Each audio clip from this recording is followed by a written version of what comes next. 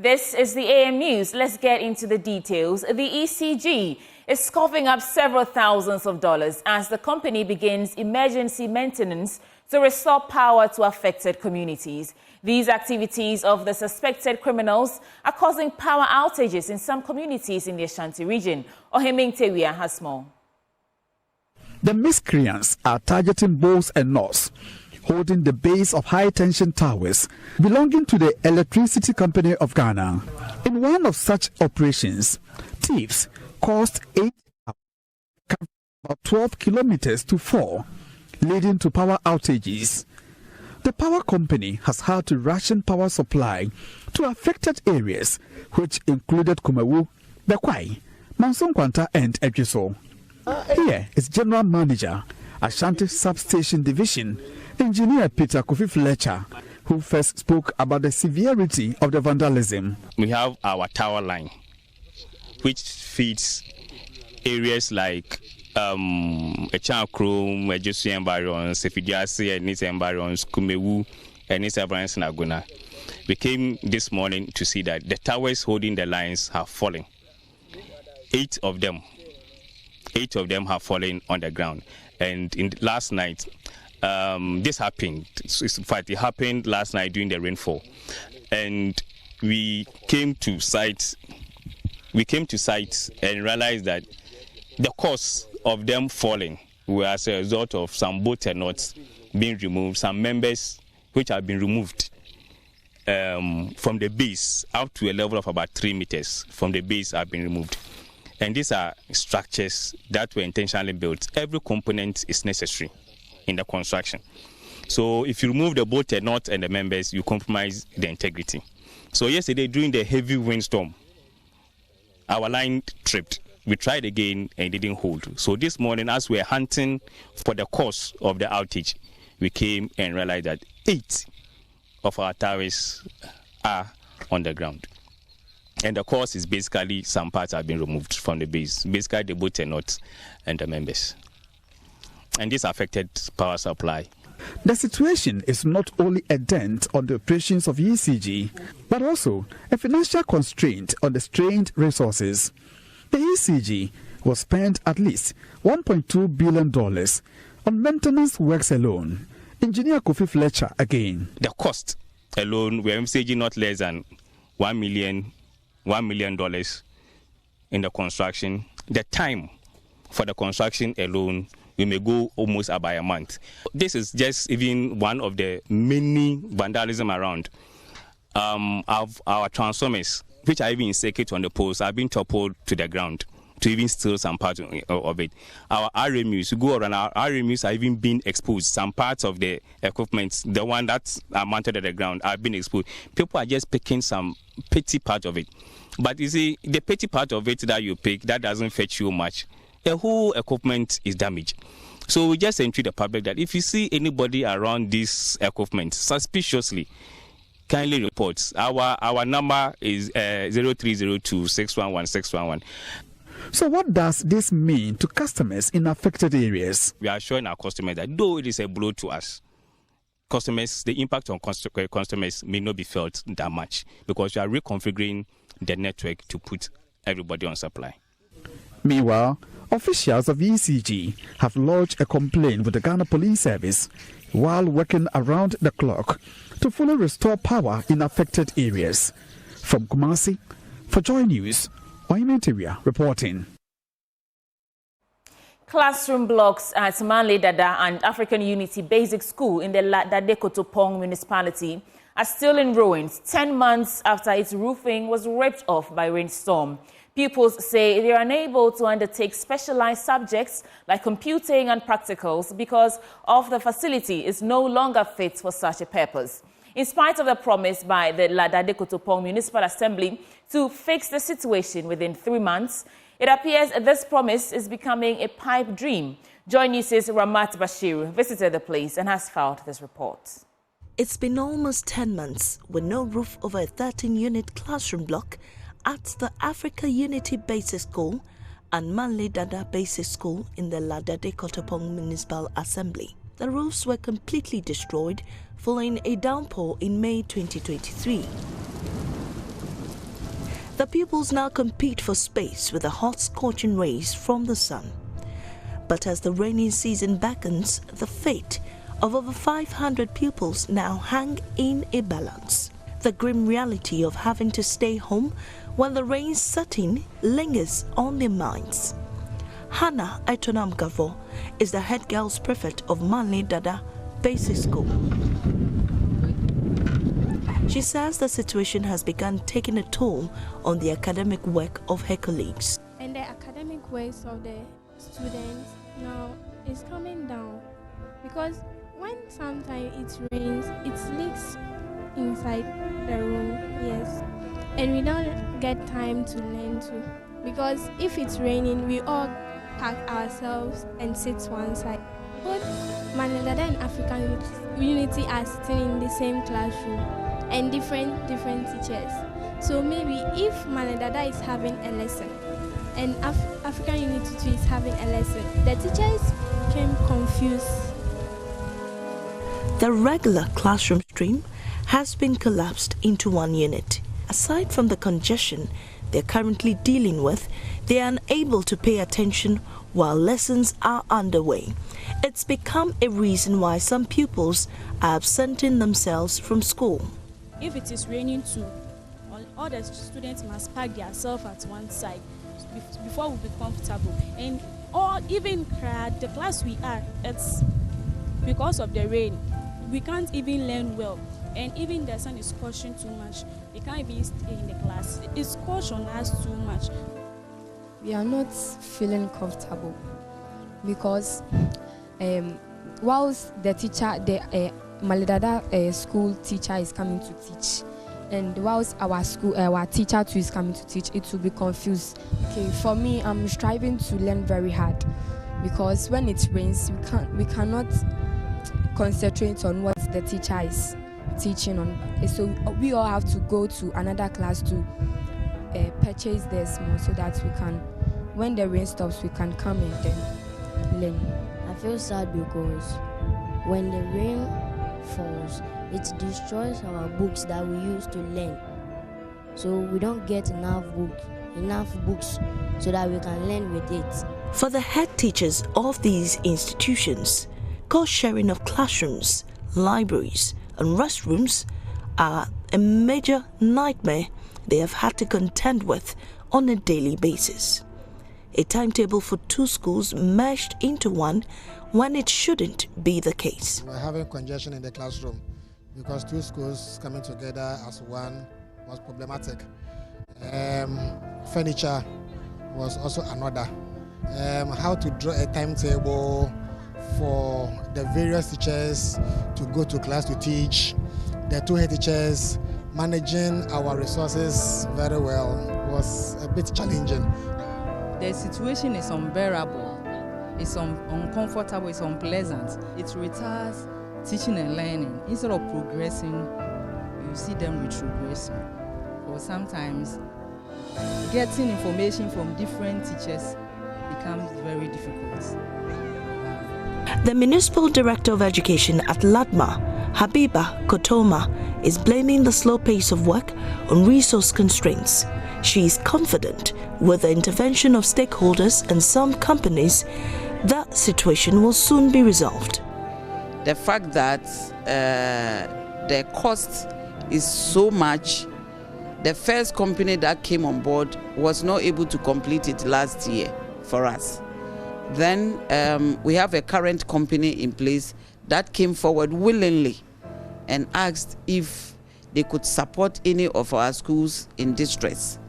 And the MCE agreed and handed over African Unity. We are hoping that this current company will work faster and get African Unity back on its feet. Then the Ghanaian child in La can go back into their normal classroom.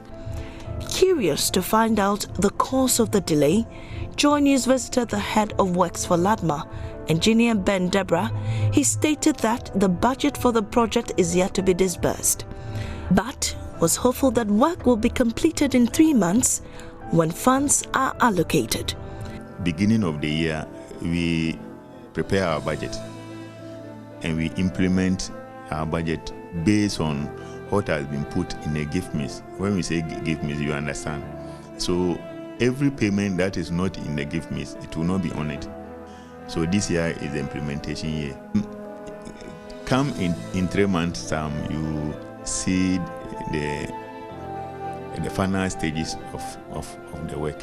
Despite assurances from the Ladade Kotopong Municipal Assembly to repair the damaged classroom block, the situation remains dire, impeding academic activities and depriving students of the right to quality education. Ramat Bashiru's report for JoyNews.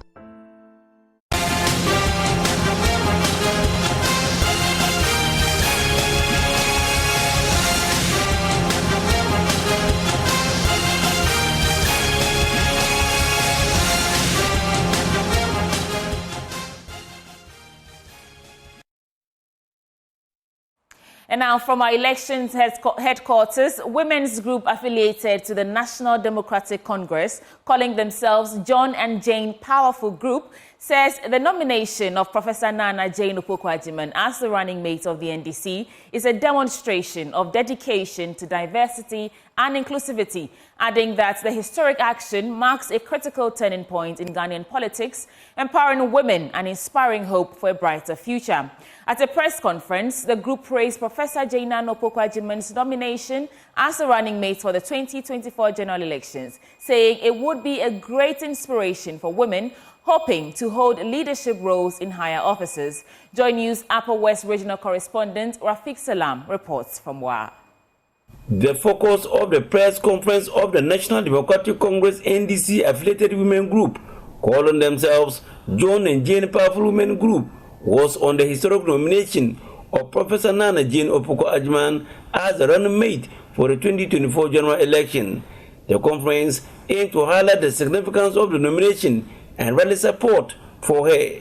Convener of the group, Rahina Salifu, highlighted the transformative impact of Professor Naana Agyemang's nomination on women aspiring to leadership positions. She averred that the overwhelming endorsement of Professor Naana Agyemang by the National Executive Committee, the Council of Elders of the NDC, and John Dramani Mahama is indicative of a strong party support. We are gathered here this morning to witness a historic moment in our nation's journey towards progress and equality. We wish to commend the bold and visionary decision made by His Excellency John Dramani Mahama in nominating Professor Naana Agyemang as his running mate for the 2024 general elections. This announcement signifies not only a commitment to diversity and inclusion, but also recognition of invaluable contributions women make to our society and governance. As the largest opposition party in the sub-Saharan belt, we are proud to have endorsed her candidacy for not just once, but twice.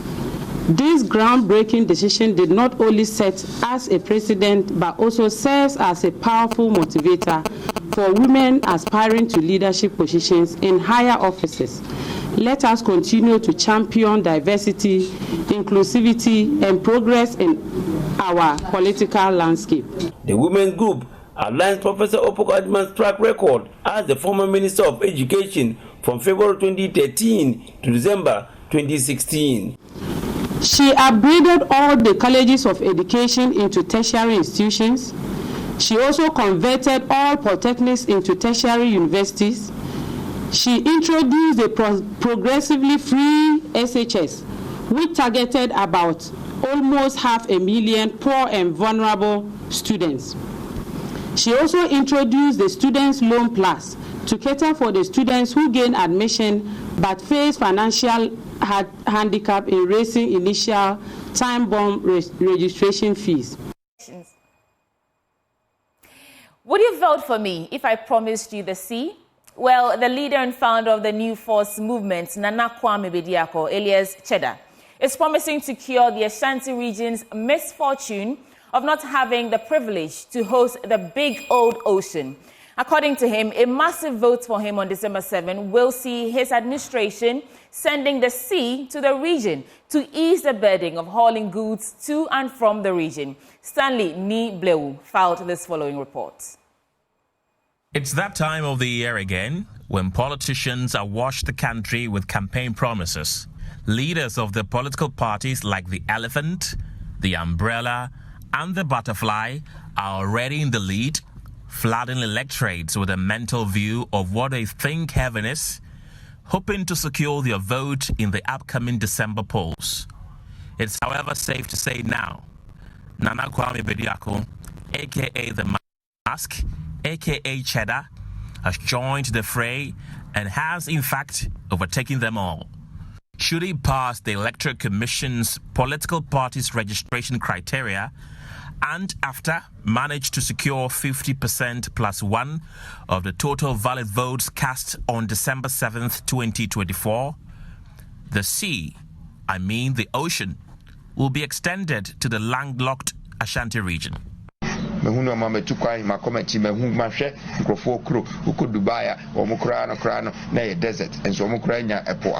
have been around the world and I have seen development. I wanted to replicate same in Kumasi.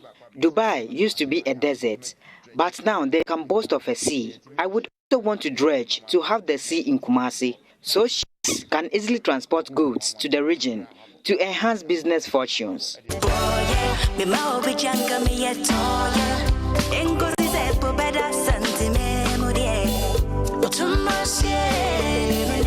Social media has already been buzzing with mixed reactions following Cheddar's political promise. Here are some comments we picked on X. Ifya One posted, can't he bring all of them on excursion to see the sea and go back? Won't that be cheaper? Obiabanye said, at last, the single promise that the Ashantis have been waiting for is here. Hooray! The new force will get not less than 90% in the Ashanti region. Ofori Highest also posted, Chairman Godusa, then flood Kumasi, make them all 10 aqua impata.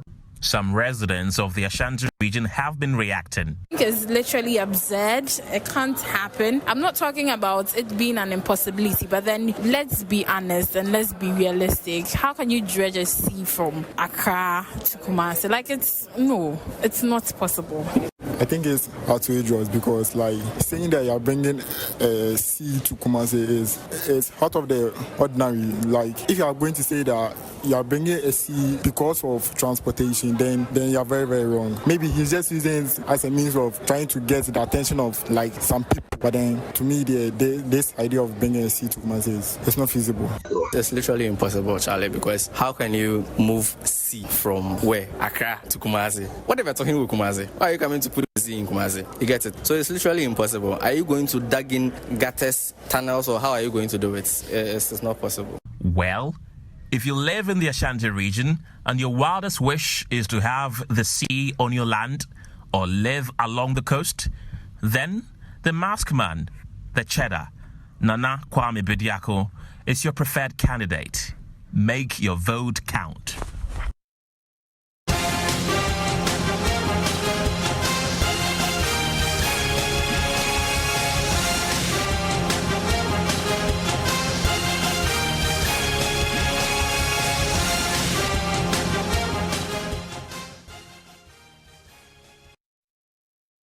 Away from our election headquarters, the hierarchy of the Health Service Workers Union of the Ghana Trades Union Congress has appealed for casual workers who are being paid with internally generated funds to be rolled onto the government's payroll. The union believes this will take the financial burden off the health facilities that survive on the meager IGF for management. The Volta and OT regional chairman of the HSW, Emmanuel Bagno Gato, appealed at the Volta Regional 13th Quarantine Program.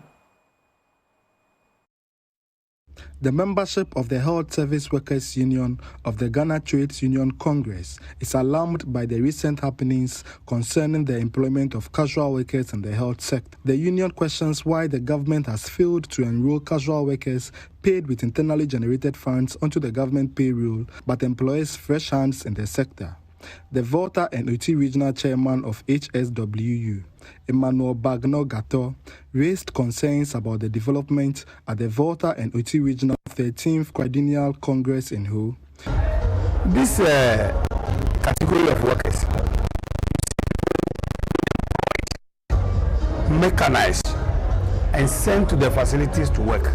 Whilst we have same category of people on government, on IGF, of the facilities. So we are pleading with government to employ these ones. Some of them are 40 years old in service on facilities IGF. Some of them are 10 years, some of them are 15 years, which is even against the labor law.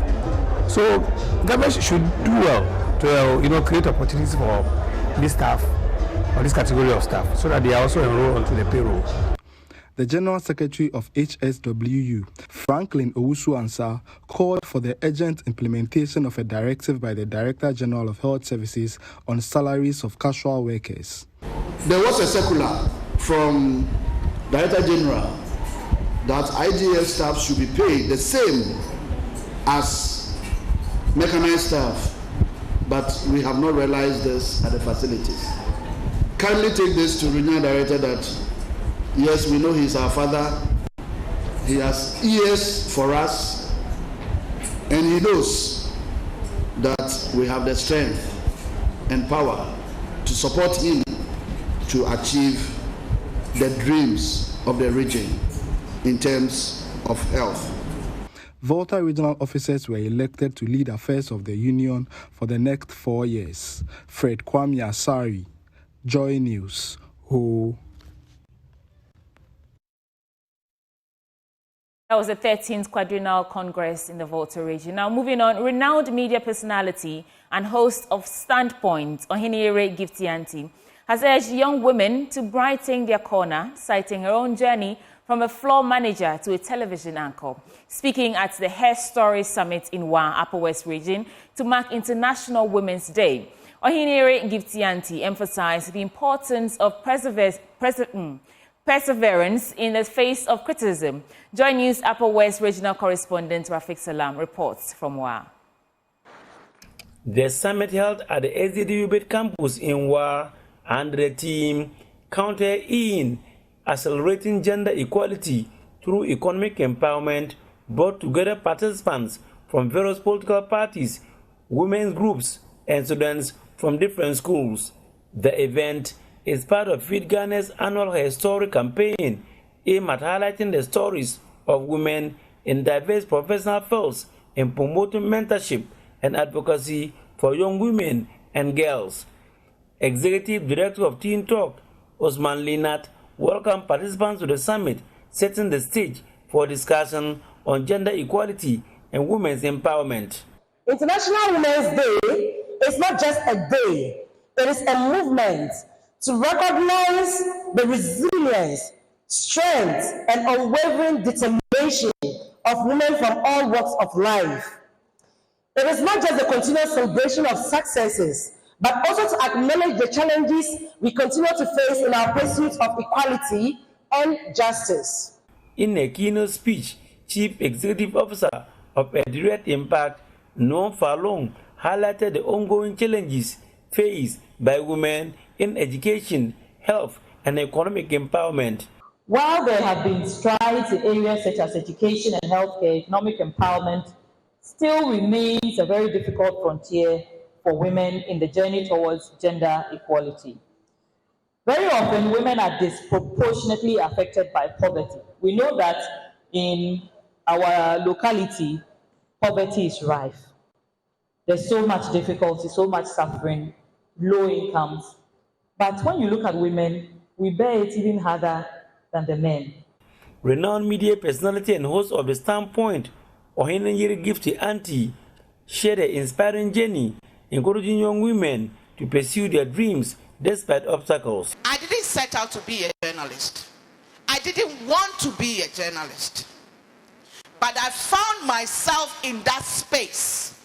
So I decided that I was going to make the best out of that. Listen, ladies, no matter where you find yourself, make sure you make the best out of it, so that when you leave there, you'll be remembered. Ladies, it doesn't matter how you start. It doesn't matter who you have in your corner. What is important is what are you willing to sacrifice? The summit concluded with panel discussion featuring women from diverse professions, including academia and politics, sharing their stories and insights with young women, fostering self-advocacy and mentorship opportunities. Reporting for JoyNews, Rafik Salam. Wow. And that's it for the AM News on the AM Show. Now we get into the conversation. Stick with us. Up next is a news review.